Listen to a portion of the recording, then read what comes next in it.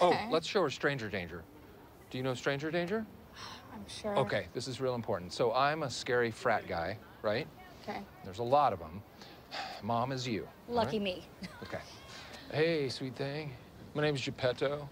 Because I make the ladies my puppets. Yeah. See? I already Right? don't trust him. Right? He's You a should trust bad your guy. instincts, yeah. Bad guy. Weird choice. Well, when studios don't screen a film in advance for critics, you can smell that something might be wrong, and it seems like the audience smelled that too with the new movie The House, a comedy starring Will Ferrell and Amy Poehler that opened this weekend. And what critics did wander into it over the weekend weren't too kind, apparently. Neither was the box office returns, which are under $9 million. Not good for a supposedly successful comedy with top-name comedy stars. The problem with The House is the execution of the movie, not the premise. I thought the premise of this, judging from the trailers and everything else, was actually very funny. What is a suburban couple who brought up their kid, who've done everything right and are so well-intentioned, do when they have to send that kid to college and find out that it costs hundreds of thousands of dollars maybe to do that, to send her off to the kind of education that she expects in this day and age? You don't have enough money.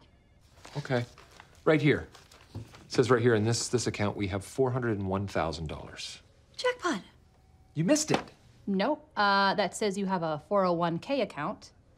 If you liquidate that right now, you'll have, maybe $5,000. So what happened to the other $396,000? Boom. Gotcha.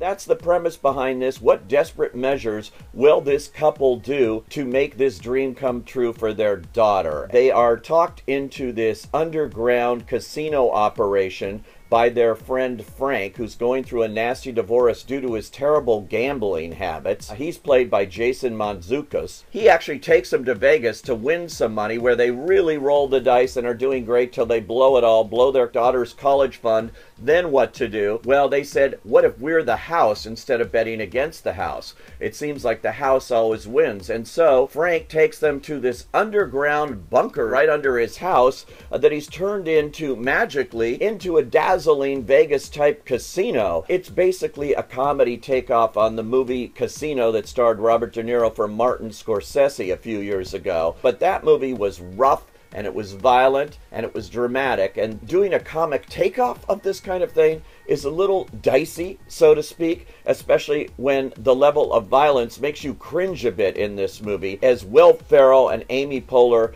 just turn into badasses to get this money, and they turn into this kind of casino operator that makes Robert De Niro look like Bambi. In fact, to go against customers who are in there winning too much money, they threaten them with violence, and even you see body parts flying, blood spattering everywhere. This axe is burning a hole in my pocket. What are we doing?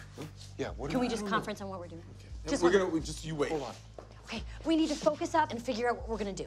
Just to be clear, we're pretending. We have to send a message, okay? We have to send a message. Yeah! You're bluffing. He's a jerk. He's making it easy. You know what? I'm gonna do this. I'm gonna do this. Hey, hold on. No, this is- Hey. Don't play around with come on.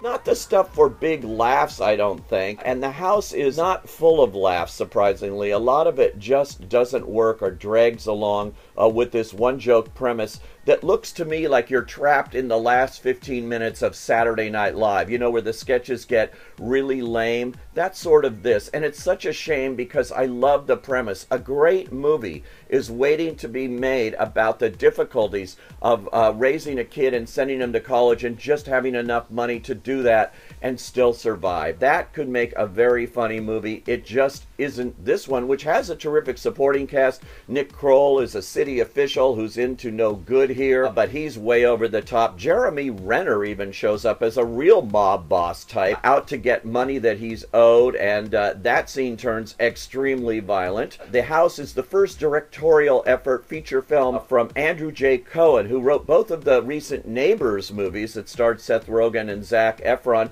and he also wrote a movie I really liked, I thought was funny, called Mike and Dave Need Wedding Dates last year, and that movie worked for me. But in all of his films that he's written, he has over-the-top tendencies, scenes that go over the place, need a director to tone it down, capture the tone that's right for these kinds of comedies. And in this case, with him behind the camera, it doesn't really make it. It's a shame. Great premise, wrong execution. This script should have been repossessed. I say no.